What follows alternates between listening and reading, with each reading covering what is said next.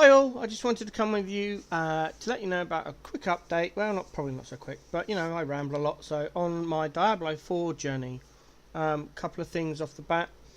It is extremely hot for me here in England, United Kingdom.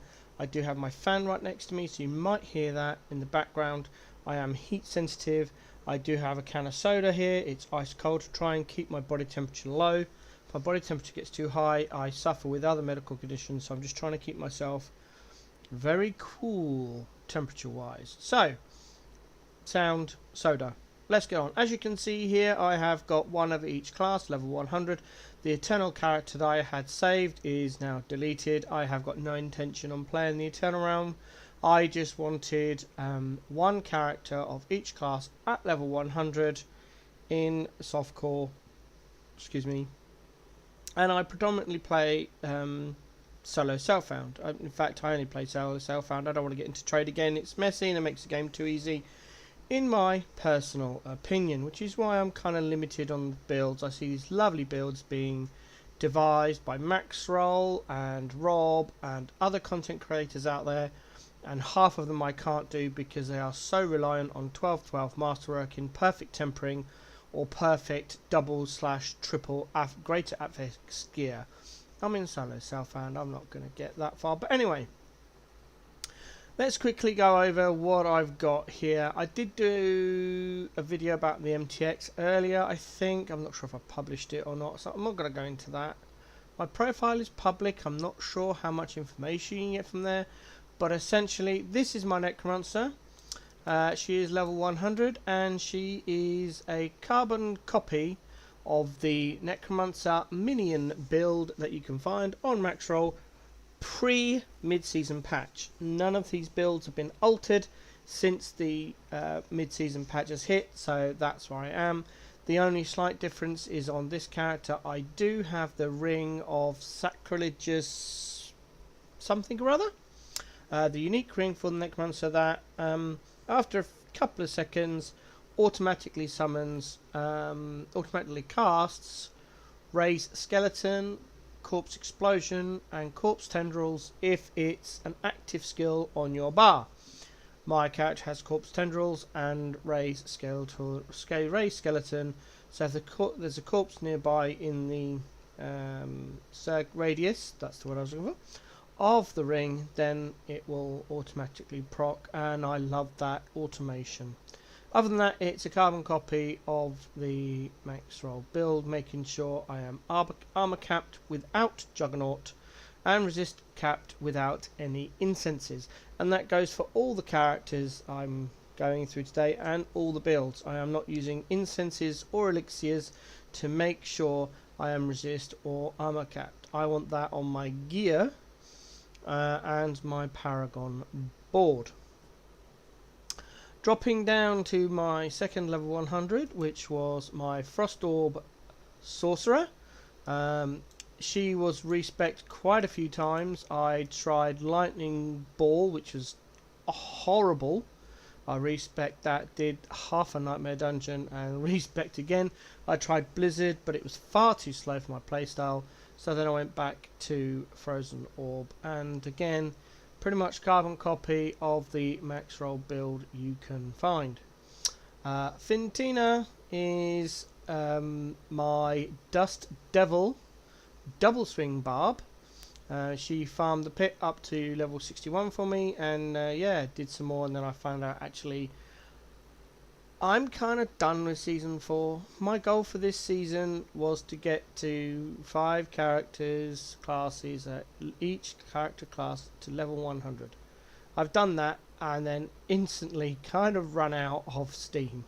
So yeah, I did try out, I leveled with Bash from Rob's build. I did the Iron Skin version. That got me to, I think it's about level 80. I'm not sure now. Far away, and then I just did double swing Dust Devils all the way through. So yeah, that's her, all her MTX gear. And then the last level 100 is my Druid, who is a Lightning Storm Druid, and yeah, she's not much more to say really. It's carbon copy of Lightning Storm. that you can find on Maxroll. Again, just as a reminder, these are all pre-patch, mid-season patch builds, so they may have changed. Again, I don't know how much information is available via my public profile. So, this is a little character I was testing around with. It's a level 45 bash barb at the moment. I haven't logged onto it for weeks. I was messing around in it, testing some stuff.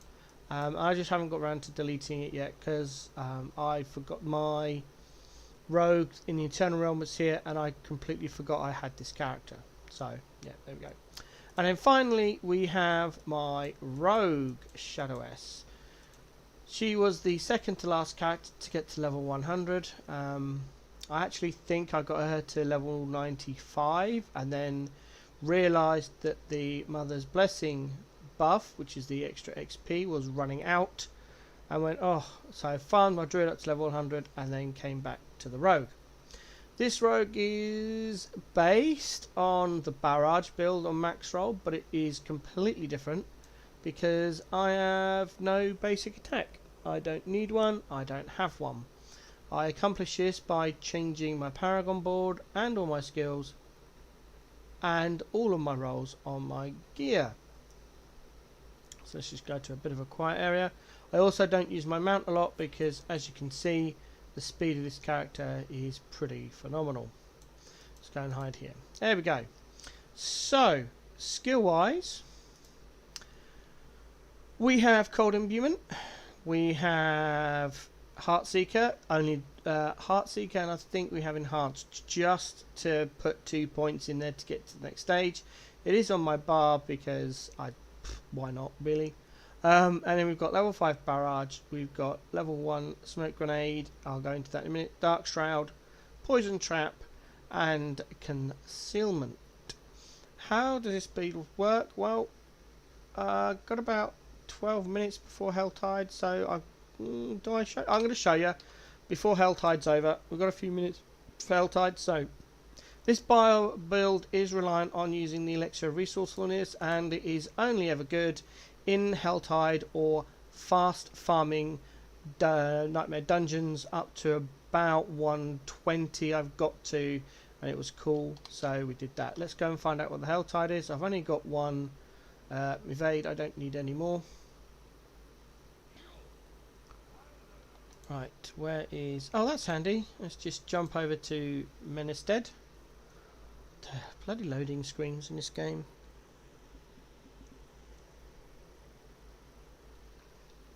Alrighty.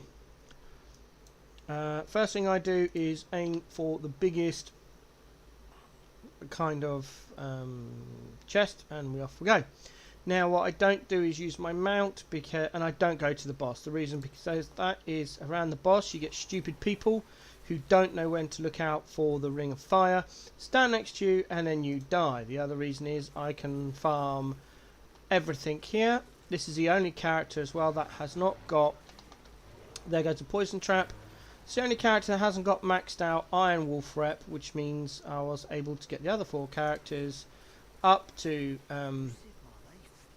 max rank. I got the 4 Resplendent Sparks and I turned them in for my Shaco, otherwise known as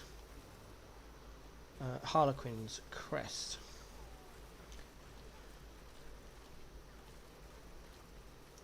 There we go. Dodge out of that lot. I will show you a mix of gear, but you can see how this build works. You can see that I just do not run out of resources. Another reason why I don't go to the boss is because I can't. I am using Inner Calm as well, as you can see. If I go to the boss, other people kill my inner boss marked characters, monsters, and I can't get my energy, so I run out of energy. I don't do any damage, and it's not a fun experience. But yeah, I haven't managed to use my smoke grenade yet. I was hoping to show you why I've got it on the bar, but so far it's not been necessary. It's very occasional use, but it is a really good skill. Oh, Poison Trap's on cooldown. There we go. There we go.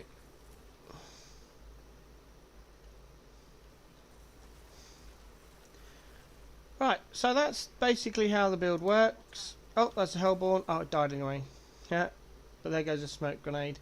And that's what the smoke grenade is used for. Let's go back to Cova Shard and I'll talk you through the rest of the build.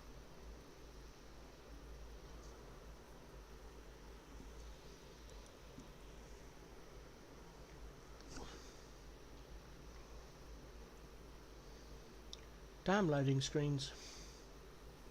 There we go.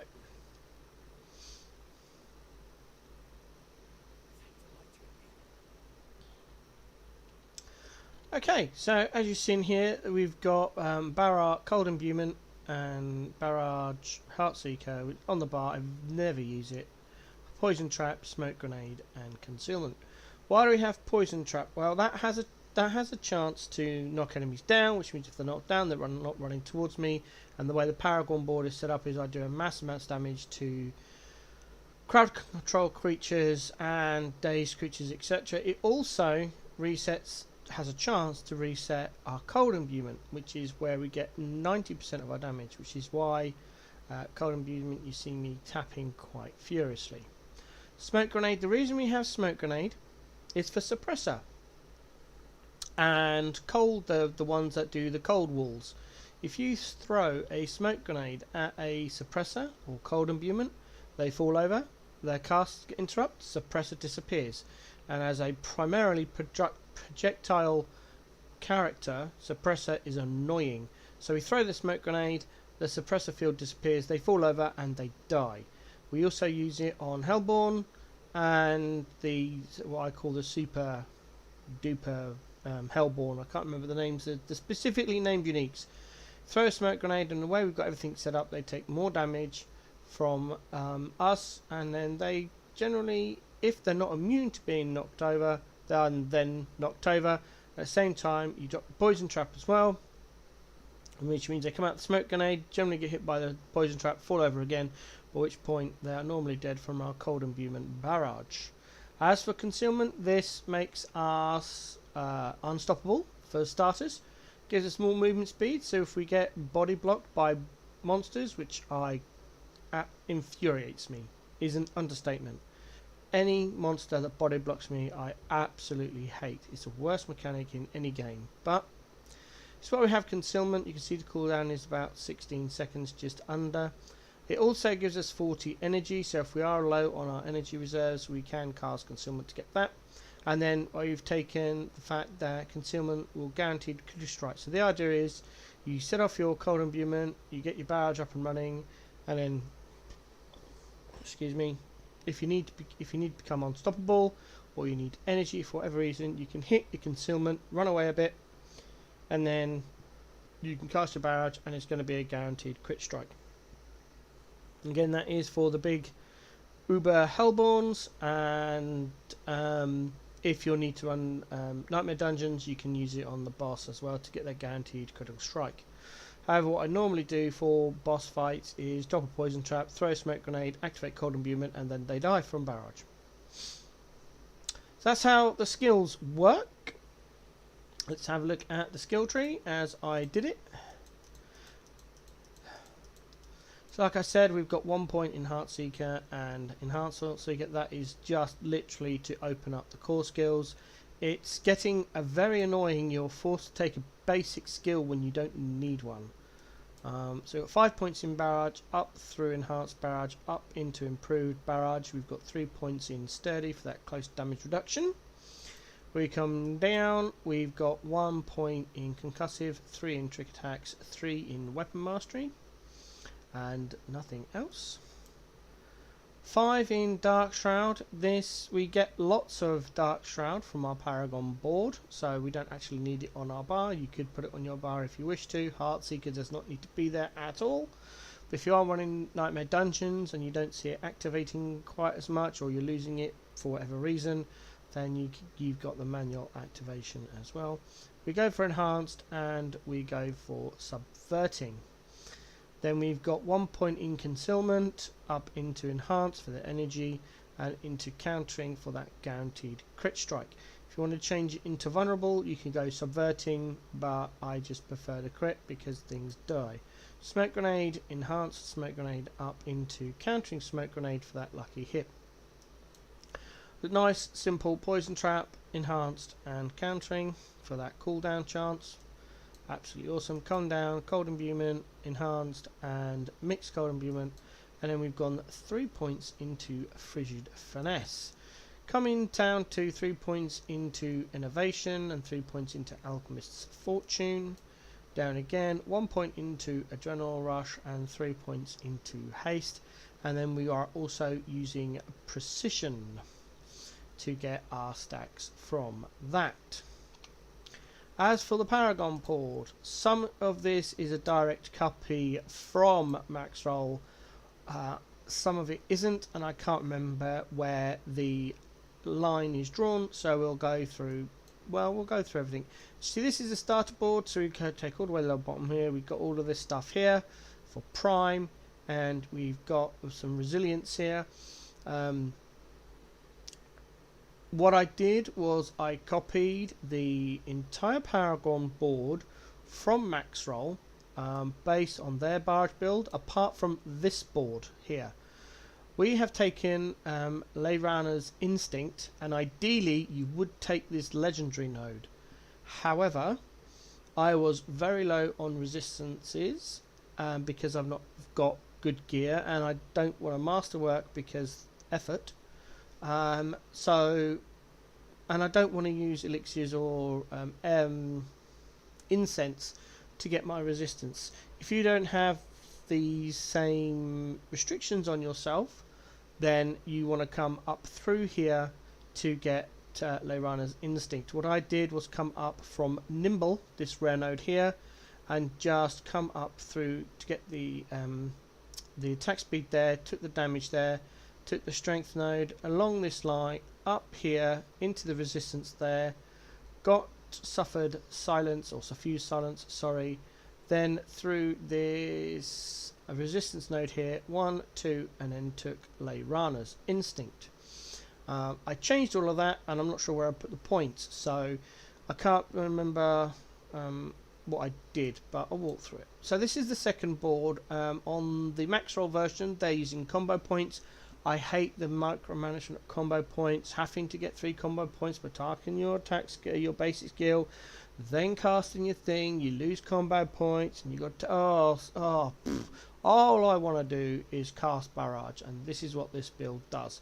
So this board is Leyrana's Instinct, and we have thwapped in exploit here, so we've had to change the route slightly. So we come up here, go through here, take resist, we've taken tolerance here for more resist, down here for the strength, up through these nodes for more resistance strength, all the way through here, and then we come along through here, up through here, more damage, take a nimble, up through here, up round here to get some life and poison resistance, and then we've taken poison resilience as well. And then the rest of this is pretty much the same as Maxroll. I've moved a few points around, so we'll talk through it. This is the no witnesses legendary node board with efficacy in there. All my glyphs are level 21, by the way. So we've come through here, we've taken all of this up here, took training and the blue ones, come down through here, through knowledge, down, taken ruin, down through here, into the board here. This board is Tricks of the Trade. Haven't taken it, obviously, and then we've slotted in their Ranger, and again, we've come down, we've taken this Focus Rare node, down here for Lawless, up here for Havoc. And this is, I know I've changed nodes here.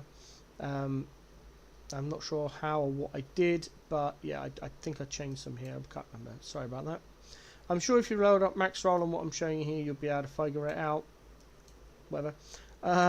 This board, we've taken Eldritch Bounty, and we've slotted in Control here. So that's that one. We've come up through here to get some potion healing. Not sure why. Probably just now need to take the willpower or whatever. I'll probably need to look at this again. This is a pre-mid-season patch, so build. I haven't changed it for the build, and I don't intend for the mid-season patches. I don't intend to. We've taken ready supply there, and then we've come up to our final board up here, the exploit witness board with combat in it, and then we've come up through hunter killer, taking all this lot, and to get dosage. Again, probably not necessary anymore, but it does give us some quick strike damage as well as marking off our intelligence. Again, if I had time or inclination, I could probably make this build a lot better. I don't have either.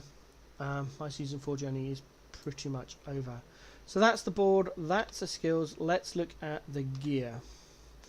My gear has not been masterworked, as you can see. It's all been tempered, and I am only just about armor cap thanks to my choices on the Paragon board, and I do have 70% resist cap through my board and gear choices.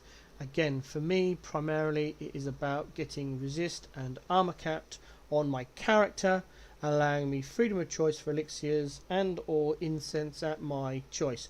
This is not a pit pushing build. It may be able to do the pit. I have not taken this into the pit, other than to complete the quest you get to go into the pit. Same for the gauntlet or the trial or whatever that's called. I haven't done that either on this character. I literally have only done nightmare dungeons to get my glyphs to 21, and I am farming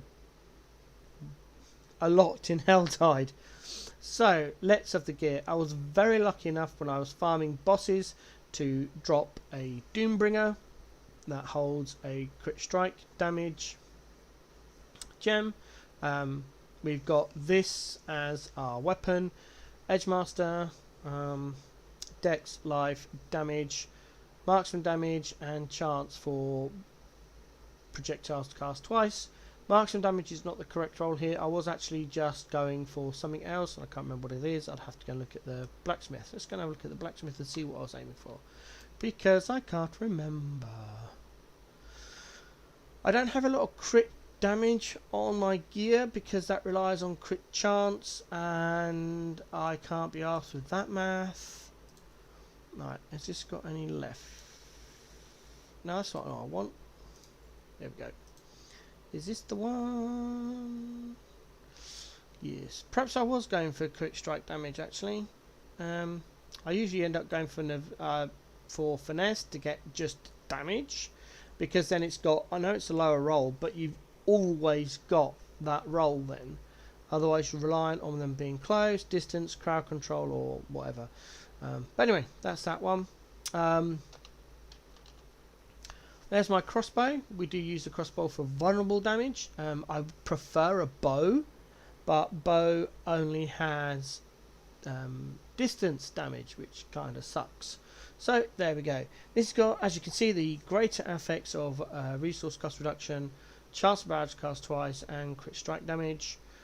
Onto the helm, we had to slot in an intellect gem to give us 100 intelligence, which has capped us out on our resists. As you can see, it is very, other than cold resist is a lot over, poison resist is only just there, shadow resist is quite good as well, but poison resist and fire resist were quite difficult to get on the gear because of the gear I had to hand.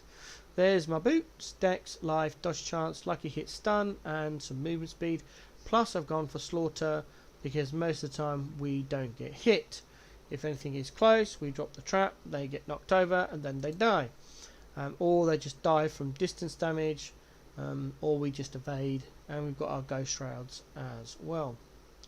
As for the pants slot, we've got life, greater affix on armor with a fire resist roll, dodge chance, and lucky hit, stun imprinted with undying. 2 max level rubies. Gloves, again, greater effects with resource cost reduction. Then we've got a normal roll for crit strike damage, attack, lucky hit, slow, crit damage, and imprinted concussive strikes. Onto the chest, greater effects on life, max rolled shadow resistance, and then we were going for something else. I'm just going to move away from people. I hate it when they do that. Let's go back to our little hideaway slot down here, away from all that garbage. There we go. So we've got, where are we? There we go, +3 to our concealment. I'm not sure what I was rolling for, but there's something else there. And in order to get our armor cap, we did have to get a total armor percentage roll on our chest, which we managed to do. And then we've got the lucky hit stun, imprinted with Umbrus, so we get crit strikes giving us a Dark Shroud, which is where we get our Dark Shroud generation again from, and again 2 max level rubies in the chest. Our helm, Dex, max life, greater affix, and it dropped with the max rolled cooldown reduction, which is the only reason I am using this helm, because it dropped with max rolled cooldown reduction on it. Greater affix life and something else which I re-rolled into Dex. It's got the smoke grenade cooldown. That's not what I was going for. I was actually going for something else, which I can't remember what it is. I'm not going back up to the blacksmith because I hate it when people do that random hello crap. Dodge chance imprinted with momentum. Key passive heals you, but we are no longer using momentum, and I forgot to update the imprint, so I am going to look for a different one. Onto the jewellery. Reclaimed Medallion of the Iron Wolves. This drops from the top level cache of the Iron Wolves, so farming your Hell Tides. It always, well, I've done it 4 times now, and I have 4 of these medallions exactly rolled like this. 95 item power, greater affix movement, normal damage, well, random one, and then a greater affix on resource cost reduction. I've then tempered with cold imbue, lasts for 2 casts, I was very lucky on that, and a damage roll.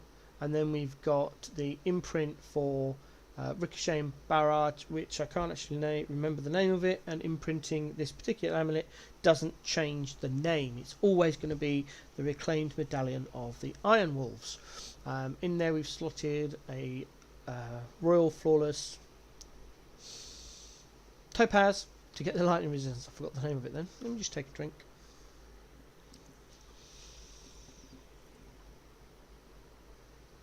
And then we've got our first ring, and double greater affix on Dex and life. We re-rolled to get resource cost reduction. We tempered with inner sight duration, tempered for +2 cold imbue, and we've gone high velocity imprint, allowing our barrage arrows to pierce with increased attack speed with a Royal Flawless Diamond, giving us 8% resist all. And finally, we end up with our last piece of gear, our ring. It's got a greater affix for resource cost reduction. We re-rolled into +2 energy on kill. We were actually trying to get resource generation, but I ran out of materials and I haven't gone back to try again. And it's got the Dex roll on there. We've got damage to close enemies, which is a bad roll, but I think I'm out of tempering on this one. And again, another +2 cold imbue casts. We've also gone for Ravenous, so we kill a vulnerable enemy and we get 66% increased energy generation for 4 seconds with the highest level Sapphire, giving us our cold resistance. And that's the build. We do not have a great amount of attack power. None of it is mastercrafted. We've only got 40k life. We are armor capped, just about. And like I said before, as you've seen, we are fully resist capped at 70%. To reiterate, this build is solely for the sole purpose of grinding glyphs in Nightmare Dungeons and running around the Helltide solo at high speeds, killing everything you come across. And that's it. I just thought I'd let you know what I'm up to. I just need to get this one. I really want to get this one finished on the Iron Wolves. I'm not that far away. I'm going to jump on my mount. This is why I don't like the mount. Look at that speed. That's my horse's non-charging speed. If I go on foot, I am so much faster. Let's dip down to the Iron Wolves and see how we are doing on our rep grind. I'm not far off actually. I think I've only got 2 left.